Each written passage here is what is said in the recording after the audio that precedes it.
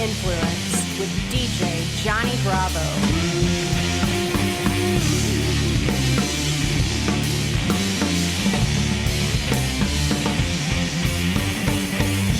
Hello, I'm Johnny Bravo. Today you're going under the musical influence of today's guest, Aedan Thompson, on Under the Influence with DJ Johnny Bravo. Aedan is my nephew. Aedan has been in the bands. Season 2 is titled In the Band, so we're taking an in-depth look at anybody in a band, and Aedan fits that profile. He was in a band in Virginia Beach, Virginia, Chesapeake area called Rathe, and then now he is in the Wisconsin area, and we'll talk about all that, and he's in a band called Sacred Wretch. Yep, so that's right. There you go. I just wanted to make sure I got the pronunciations of those correct. Aedan will jump right in and get you to tell me a little bit about your musical self, and you can include the story of how you became musical and how you got into these bands and all that good stuff. It all started when I was a young teenager. I met this guy, his name is Vincent, and he taught me everything I needed to know about music in itself, especially instruments. Back in 2017, I picked up the guitar for the first time to teach everything by myself, and since then I've been picking up other instruments. But I remember when I was a kid, I used to take piano lessons. It was very brief, but I took piano lessons for a little bit. I wish I continued taking piano lessons, of course.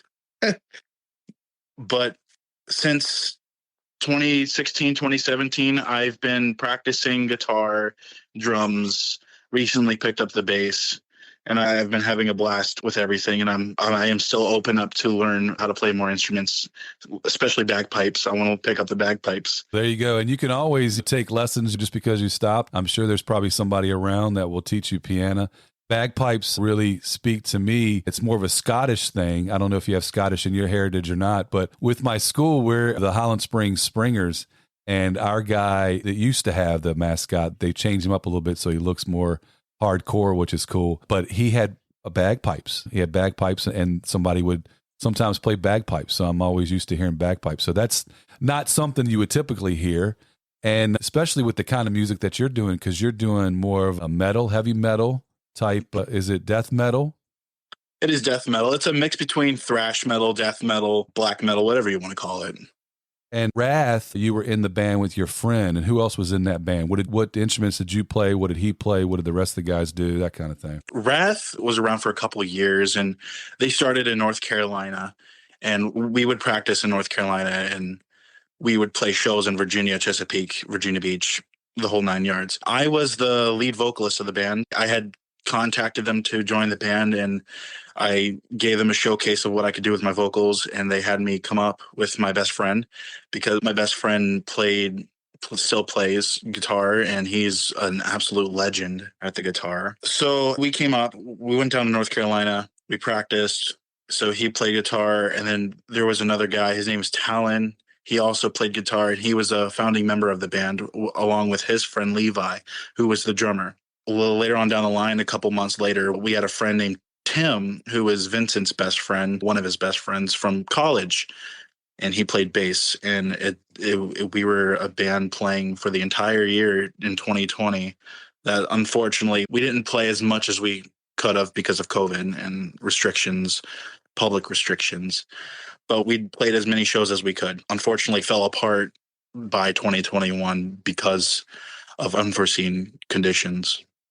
And that's another reason why I decided to do the second season title In the Band, because I know 2020, 2021, some of 2022 has been difficult for the local bands and reaching out. And of course, we've done bands from Nashville and Richmond and Chesapeake, and I didn't realize your band was started in North Carolina. That's cool. And now Wisconsin, we're hitting a lot of the areas, but as far as the local bands and supporting that, it didn't go out of favor. It just, you couldn't get together. You can only get together with so many people. So if you were in a band, it hurt you. But if you played like piano and you could come out and do something, you could maybe have more gigs, that kind of thing. But it's unfortunate that it broke down. But you started something new there in Wisconsin with the Sacred Wretch. And tell us a little bit about that project and what you're doing with the band.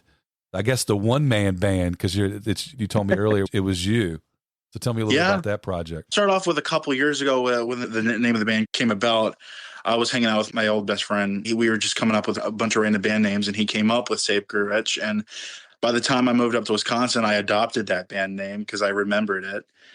And as a hobby of mine, I do play instruments such as drums, guitar, bass, and I have those all in my music room as we speak. But unfortunately, here in Ashland, Wisconsin, there aren't many people who know how to play instruments, let alone people who are actually metalheads. So very country up here. A lot of people love country music. There are country music bands that are in town, but not metal. At the moment, I am currently searching for new band members.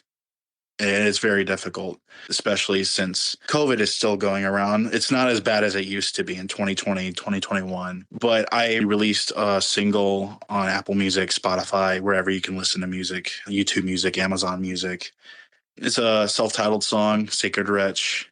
I believe I released that in August, and I have an upcoming single releasing, Hell on Earth. That's what it's called. That sounds really promising. And you're getting a good outlet today as far as the podcast. We got probably about 2 listeners out there that might play instruments that you could speak directly to. Now we almost have about 500 listens on this show, if you can believe that. I didn't think it would go that far, and a good amount of countries. I think 10 or 12, and we're hitting a lot of the states, different areas of different states. So we do have a pretty decent size audience. So if we'll give you information a little bit later on. But if you're interested in joining the band, if you're near the Ashland, the Wisconsin area, we'll get you that information so you can get in touch with Aedan and maybe become part of the project for Sacred Wretch and be in the band with him so he can maybe let go of one of the instruments.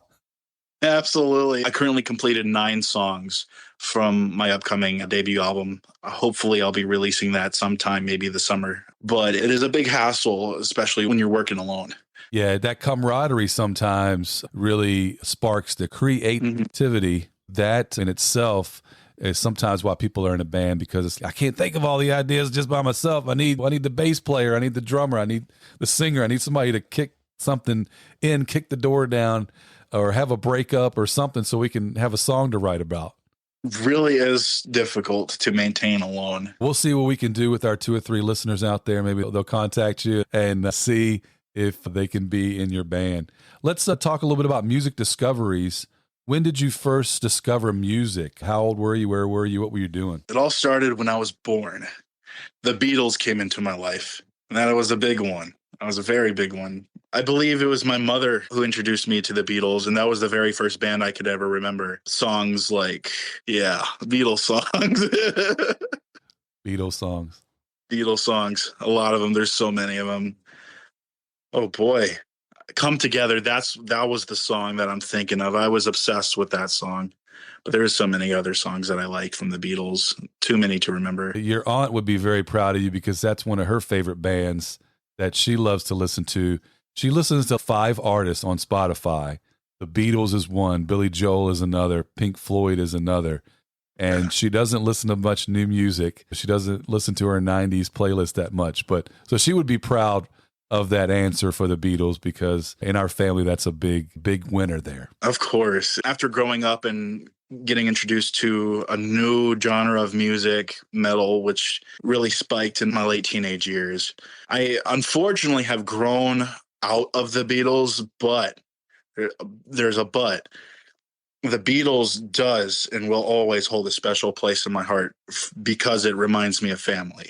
My mom, Aunt Michelle, Aunt Jessica, everybody. Yeah, and it's a good band to get a foundation for, because if you think about music, and it's like football, like Bill Belichick's always talking about the fundamentals. Now, I'm not a Patriots fan, but he's always talking about the fundamentals. And the same thing with music. So it's the fundamentals. So the Beatles and some of those rock and roll bands from the 50s, even though you're a metalhead, if you listen to some of those, you'll gain that real simple like melody of music that you can take and build upon. And there's so much ways to do it now. Like they wanted to do so much things back in the day with technology that they could not do. The technology just was not there. And today, look, you got a song on Spotify. Back in the day, we would try to be running you down to get something out of your trunk, CD or tape or whatever, and you're on Spotify. And that speaks volumes to what an artist can do nowadays. So think about those fundamentals, not to push you back into the Beatles or any other genre, but if you ever get a chance to listen to some of that, you pick up certain things. And if you're a lover of rock and you're a lover of the guitar, you'll be able to listen to some of that and find new appreciation for it. Now, there's just some genres you might not listen to. I didn't realize that Wisconsin was a country town. I interviewed some people in Nashville, and Nashville's a country town, but it's also got other elements going on. And I would have never picked that up for Wisconsin. And that's a good genre. It's not something I always listen to, but I do listen to country, and I do have a background listening to country. And if you ask me, I would tell you, not that I really hate country, but it's not one of the genres that I always listen to. So you could always pick up other genres and see what they have to offer. As far as songwriting, country has a good amount of people they're really good songwriters too. So if you're looking to get into that game, like Willie Nelson, he wrote a lot of stuff for Patsy Cline. And you just don't know where your influences are going to come from. And so that's good that metal is where you're at. Hey, you'll gain more appreciation for metal now. See where you're going to head once the album comes out or the next single. I hope so. Let's talk about songs. What was the first song that you remember? The first song that I can remember, I did just bring this up when it comes to the Beatles. It was Come Together. That's why it was a little bit hard to come to my mind, but that was the first song I could remember from my childhood. The amount of times they remastered the song, every time you hear a new rendition of the song, there's something new that you didn't catch before. I always find that really cool that they can go back into the original recordings and change things up to make it more modern. But Come Together was the very first song I can remember. And it has a really cool slow beat. It's very groovy, very groovy. And when they build the song up, everything comes together. All the instruments come together by climax of the song, and then they just jam out. I love it. It's a great song. Yeah, like I said, you can't go wrong with the Beatles. And I've probably said it on this show before. There's a deleted scene from Pulp Fiction where they talk about there's Beatles people and there's Elvis people. And see, you and your mom and Aunt Shell were Beatles people. I am an Elvis person, and you could tell by the hair and what little I have left, but with it spiked and everything like that I'm an Elvis person more so than I'm a Beatles person. But you can never go wrong with the Beatles.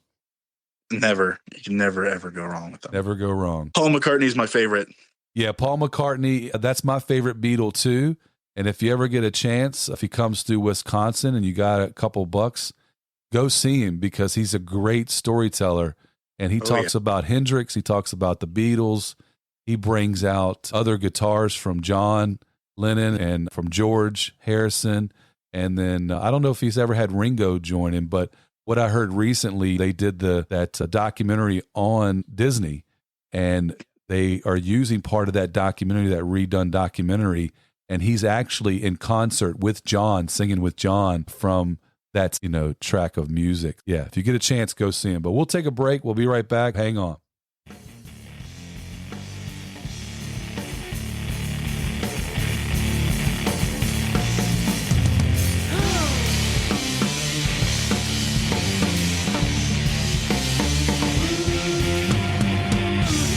You are still under the influence with DJ Johnny Bravo.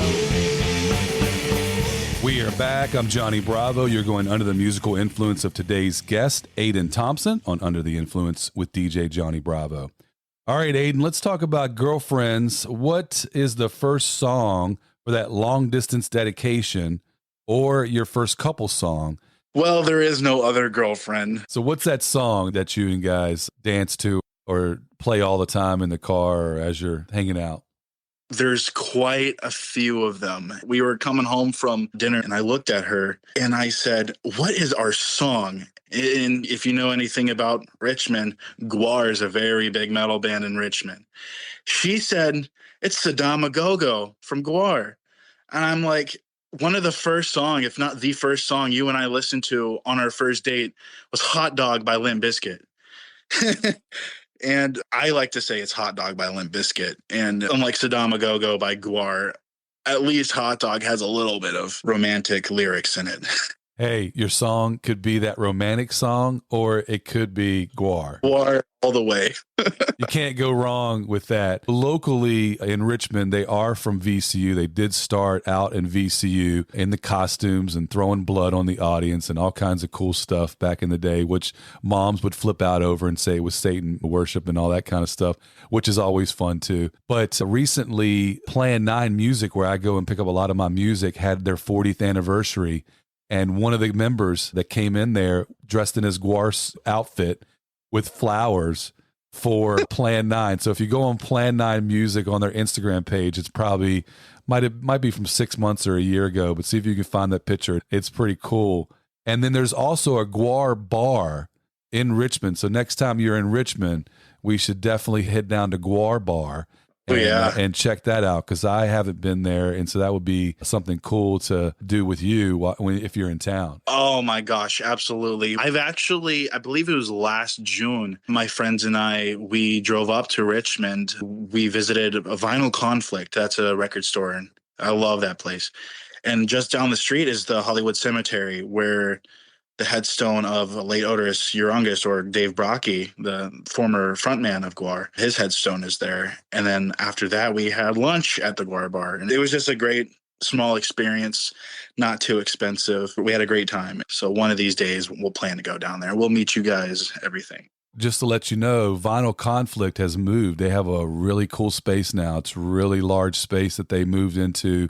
I believe it's on Grace Street now. So they're no longer right there by Hollywood Cemetery, but it's still a hop, skip, and a jump away to do that. And if any of our listeners are out there right now, they're near Richmond, Vinyl Conflict is known for their metal, speed metal, death metal, whatever kind of metal, and punk. They have all kinds of genres, of course, because they're a record store, but they have a really good selection of that if that is what you're looking for. Me, I'm always looking for rap. I can't find it. I think I need to be in another area to be able to find that. I find it every now and again, but if you're looking for that type of music, Vinyl Conflict is where it's at. And Hollywood Cemetery, man, has been around for a long time, right there on the water, right there on the James River, and it's a really pretty scenery, even though it's a cemetery. It's like, how can you say that when it's a cemetery? But you just have to go and experience it. And the lead singer, unfortunately, passed away, and he's buried there. So that makes for a cool day, man. A little conspiracy theory about if he's buried there or not. He was cremated, and his crematory remains were given to family and some members of the band. There was a lawsuit behind it and everything, but his headstone's there, and that's really cool. So you can at least go. Now, does any of the trackers go there? Do they put glasses or memorabilia or pennies or anything like that on the gravestone? I know they do that when people go to see Jim Morrison's grave in Paris. Yeah, you'll see beer cans, pennies, of course. You'll see guitar picks. Last time I went, there were Durex condoms on his stone. It was great. It was fantastic. And we had a great moment of silence, paying our respects. That's cool. Let's talk about the concerts. What was your first concert or the first concert that you remember? Wow. I was a late bloomer when it came to concerts, but my first concert was, believe it or not, was Slayer back in 2018 at the Veterans United Homelands Amphitheater in Virginia Beach. And that was on their first leg of their farewell tour. Late bloomer. Yeah, I know. I believe I just turned 18. Slayer was an experience. They were very brutal, especially with our pyrotechnics. I was about 300 feet away from the stage, and you could still feel the heat from the stage. It was immaculate. They had other bands playing with them, like Anthrax, which was also a good time, Testament, Behemoth, which they surprised me live, and Lamb of God, which is also a band from Richmond. I love Lamb of God, and I love Guar. It's just Virginia represent, Virginia has a good history of some bands and some artists, as well as D'Angelo. He's from this area. And Missy Elliott, she's from your area down in Chesapeake. She's got a avenue named after her. So there's a Missy Elliott Boulevard or something down in that area. Yeah, Portsmouth. Timberland is one of the guys that does beats, and he did beats for Missy.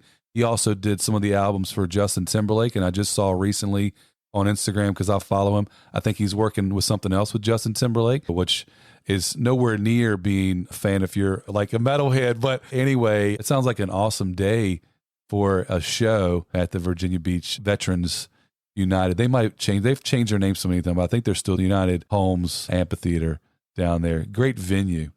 Fantastic. It's very spatial too. And I was just talking about you guys the other day because I was talking to a couple and they were like, my buddy was saying, y'all should do this and y'all should do that. There's 4 of them. And I said, hey, I know with my nieces and nephew, there were 4 of them. So they didn't get a chance to get out and do a lot of things growing up. But as soon as you turn 18, you're running to go see one of your favorite bands or a group of your favorite bands and checking them out. So late bloomer or not, man, what a great first concert to remember. Absolutely, especially since Slayer is now retired, unfortunately. I'm glad I got to see them. Yeah, you never know. They always say it's going to be the last concert. Rolling Stones back in '89 put out Steel Wheels, and they said, it's our last concert ever. It's the last time we're touring. This is it. They're still touring. Even their drummer recently passed away. They're still touring. Yeah. Top was still touring until recently. They lost the other brother. There. Yeah, so that was sad. And some good trivia about ZZ Top. The guy that doesn't have a beard, his last name is Beard. Wow. Yeah. Very ironic. Yeah, very ironic. All right, let's talk about your musical purchases. What was your first music purchase? Was it vinyl, tape, CD, or stream? And where did you purchase your music, or where do you purchase your music? My first purchase was CD, and it was a British band, a British metalcore band called Bring Me the Horizon. They now produce pop music, but it was the album called Sempiternal, released in 2013. And this is the band that was the gateway to my passion for heavy metal. It was Bring Me the Horizon and Metallica, of course, but Bring Me the Horizon did it for me back in middle school. And I purchased that at a Target with my own money that I earned from mowing a lawn. And something that I might have told you before, and maybe you don't know about me, but growing up on the way to school, I hung out with the Metalheads. So we'd listen to Slayer and Metallica and Megadeth on the cassette deck there in the car and jamming out.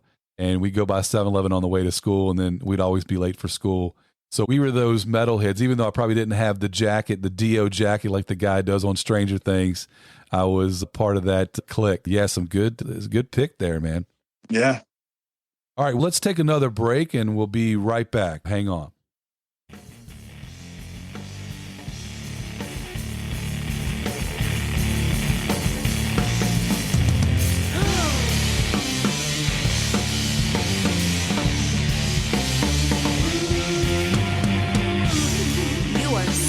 Under the Influence with DJ Johnny Bravo. We are back. I'm Johnny Bravo. You're going under the musical influence of today's guest, Aedan Thompson, on Under the Influence with DJ Johnny Bravo. All right, this is the types of questions that get people in trouble, or that they are like, oh man, that question for reals. What's your favorite song? Oh man, that question for reals? For reals. For reals. My goodness. Wow. I knew I was going to be asked this question, but I still never came up with a complete answer. I believe, oh my gosh, I am puzzled. You're having a brain cloud. I am having a brain cloud. Okay. I remember that my favorite song for a while was One by Metallica. I love history. I've always loved history. I love learning about war. You can thank Hoopa for that. And I love heavy metal. And what's not to love those three when you listen to One by Metallica? It's a beautiful ballad, very energetic at the end. And I still want to say that that is my favorite song. However, there's other bands where I have a favorite song from. There's a band called Hypo Negative. Them, I love the song Anesthesia. Gwar, my favorite song is probably, oh my gosh, Sick of You, maybe? Or Phantom Limb, I like that one. It's the Phantom Limb's about the late singer Odor, how he left an impact on the band and the world. Really great song. But One from Metallica is the one for me. Now, have you ever seen the video for One? Absolutely, many times. So this is the album that basically they said that Metallica sold out.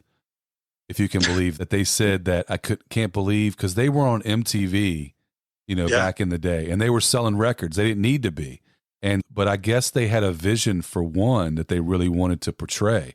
but a lot of the people that love Metallica said this is when they sold out and started doing different music. But one, it's such a great song. How can you not like that? And it's just like one of those crescendo types that keeps building up and building up. And all that I say, and it just keeps going, and you're just like, yeah, keep it. And then the video is just it's like from an old film or whatever, but it's a good rendition of a song for a video, which you don't see very often. I love the music video, and I like to watch people complain about how long these songs would be, especially from their album Injustice for All, because that album has their longest songs on that album. Nothing wrong with that, man. It's Metallica. I think now it's probably grown into the psyche where it's just one of people's favorites, and they probably forgotten all about that. They told them that they sold out back in the day. I can't believe they would say Injustice for All was their sellout album. And then after they released Injustice for All, they released the Black Album. And then more people said they sold out. And when you think about it, the Black Album is one of their best albums ever. The way they wrote their songs, I think, is perfect. And when Load and Reload came out, then people started dropping the albums, burning their albums, and throwing away their albums. But I have a very guilty pleasure for those albums. Yeah, there's nothing wrong with any of those records. And even when they cut their hair, people were like, I can't believe that they cut their hair. And when the metal bands, or at the time they called them hair metal bands, when they cut their hair, people were like, man, they're selling out, they're cutting their hair. So it's just, you try to re-up yourself and not rediscover is what I'm not trying to say, but you're trying to portray a little bit different image, but it's still you. And people are like, I can't believe that they changed up. And why did they have to change up? They were doing so good. They're still doing good. They're still selling out stadiums and all that kind of stuff. So what are you going to do? Absolutely. It's the same thing when I cut my hair last year. I'd grown my hair out down to my shoulders, and I cut my hair. And everyone said, you look like James Hetfield in the 90s. Oh, shucks. Thank you. Oh, man. I was trying to look up. I couldn't think of the name of this movie, but there's a scene in the movie with Gwar where he has like a dream. And it's got the lady that was in Bridget Jones' Diary. I can't think of what her name is, and I was going to try to tell you the name of it. But anyway, I guess I'm at a loss for words on that. I couldn't look it up fast. Well, I know Beavis and Butthead loves Gwar. Yes, Beavis and Butthead do love Gwar, and it's fun to watch them when they get all amped up, and especially when Beavis does, because he's like, Cornelia, and he'll start getting all ramped up. All right, let's go to another hard question. What's your favorite band? There we go. The icing on the cake. For years, it was Metallica. For years, it was Bring Me the Horizon. But recently, I saw the band Gwar live. Getting the adrenaline surged through my body when they were spraying that fake blood all over me and moshing to their songs. I'd say Gwar is currently my favorite band. And Typo Negative. I really like that atmospheric, gothic, hard rock metal band, the metal music. Those are my three favorite bands currently. I have a Typo Negative poster right behind me, and a Gwar shirt over there, and a Gwar poster over there. Yeah, I think those are my two favorite bands. That's a good selection of artists to be your favorite. You can't go wrong with Metallica. Like I said, you can't go wrong with nothing wrong with either of those bands. And it's just so much history behind Gwar and their background and all that stuff. So I could understand with the fake blood that comes up and it shoots out over the audience, how you could have that experience, because it's just something you read about till you witness it. You're just like, oh man, that was like the coolest ever in the history of the world. It was disgusting, and I loved every second of it. Yeah, and then you're like covered in blood for the rest of the show, and it's just, you're just basically in heaven. Oh my gosh. At the show, I was at the very front of the stage. I was right in front of the stage. So I was at the front of the crowd, and they had sprayed the hose directly in my face. So I was practically drowning above water. They wouldn't stop, but it kept getting in my mouth, and it was nasty, but I loved it. You were like being waterboarded with Gwar blood. Yeah. That must It was what great. it feels like to be waterboard. And it was great. I paid admission for this, man. So the name of that movie is called Empire Records. Ethan Embry is the guy, and he's a favorite of your Aunt Michelle's. She loves him. But I don't know if he has a dream or if he's watching a TV or what it is, but he has I think he's high is basically what I think it is. And he has this whole dream about GWAR. The movie's pretty good too, so you have to check it out. But for that scene, classic GWAR in that scene with Ethan Embry. So check that out, Empire Records. You probably find it on one of the streaming networks or channels or whatever. Yeah, watching GWAR live is like being high without being high. It's an experience. And, when you're really going to a show and you're paying good money, you want to have that experience. Like when you go to an amusement park, if you don't have that experience, you're like, man, why? I don't even know why I paid all this money, but you're paying all that money because you want to have the experience. And that experience just supersedes everything that you could actually just listen to on an album or a stream or whatever it is. It's like being in that group of folks that love the band as much as you do and that are just going balls to the wall, and then everybody's there for the same thing. Everybody's listening or singing on the same lyrics or moshing or whatever it is, and it's just great to be part of that experience. It was amazing. Yes, I agree. All right, are you ready for the big finale? Let's do this! Let's do it!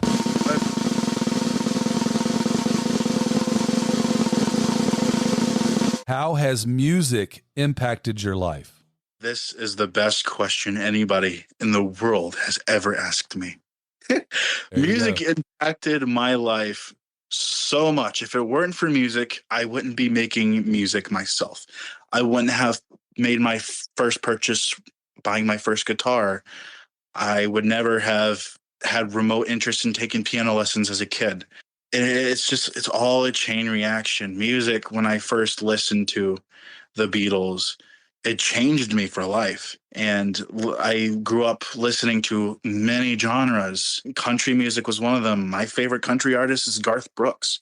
I really like Garth Brooks, but I don't listen to country unless someone else plays it. But music has heavily, and I really mean heavily, impacted me, especially with the music I release my own.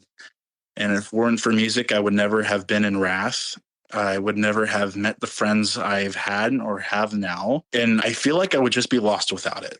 Music for most people is an outlet into their creativity. And there's a lot of artists or bands or groups that when you're talking to the individual members and they think back, like you're with the Beatles and playing piano, you have that experience that totally changes your life forever. It's once you see that particular artist or do that particular thing, and you could point to any artist, band, or group, and they're going to have that story that impacts them. And now, because of that, you're impacting others with the music that you're doing and the music that you're creating, even if you're only impacting a few. Like one of our favorite bands, Mara and I, we go out and see 21 Pilots, and they started off with just a handful of friends doing their show. And they did the same type of show they did for a handful of our friends. And now they're touring and playing to millions of people at festivals and other areas, and everybody's singing their song back to them. But they would still do that show, man, if it was just their 8 or 10 friends or whatever that was there. And that is the kind of commitment and stuff and the kind of things that it inspires you to do. And now you're impacting others. Somebody's going to listen to your music and they'll be telling that story. When I heard the record from Sacred Wretch, I was impacted and changed my life, and I knew I wanted to get out there. And if Aedan could do one-man band, I can do one-man band and put my information and my album and my creativity out there to the world. So good stuff. Very good stuff. Good stuff. All right. Well, tell us where we can find out more information about Sacred Wretch, where you guys are listed. I know you said you're on all the streaming, but do you have any merch, or I know you said you got another single coming out, album. Tell us where we can find out about you.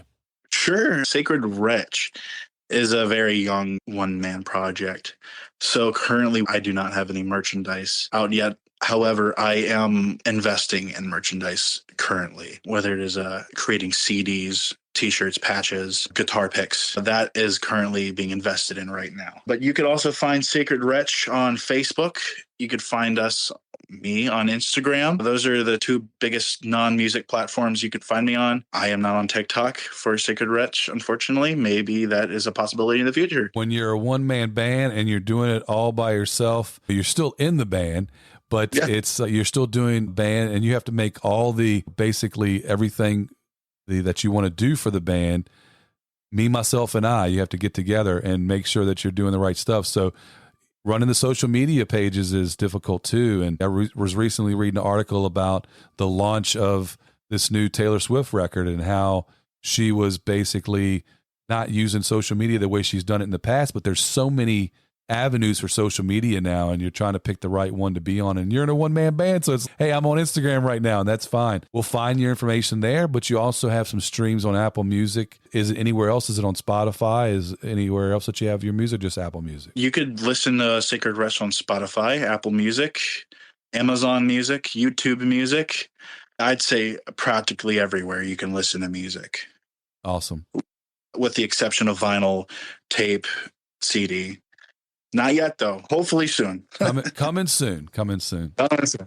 I guess that's it, man. I appreciate you being here today, and I appreciate you coming on to the show. And I think you got a good project with Sacred Wretch there, and I implore people out there to check it out. Thank you so much for having me. It was a great session, and I've been waiting for this to happen ever since you released the podcast. Oh, good. I'm glad I could make your dreams come true. So at least I'm still inspiring as well. Absolutely. All right. Well, thanks for going under the musical influence of today's guest, Aedan Thompson, on Under the Influence with DJ Johnny Bravo. Go under the influence on Instagram, DJ JONNI Bravo _ under the influence. Contact us by email, djjohnnybravo.undertheinfluence@yahoo.com. Check out my other podcast with my son, Hero Chat Show. Please subscribe to Under the Influence with DJ Johnny Bravo, wherever you listen to your podcast. I'm Johnny Bravo. I'll see you next time. Goodbye.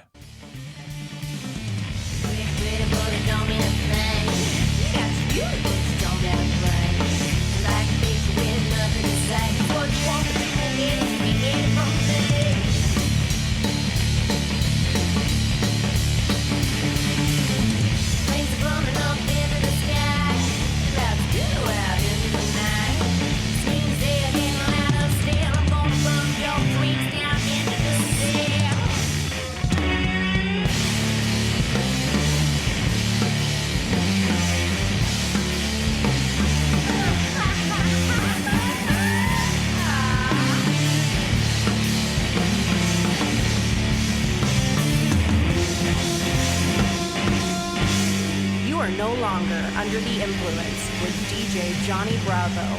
Until next week.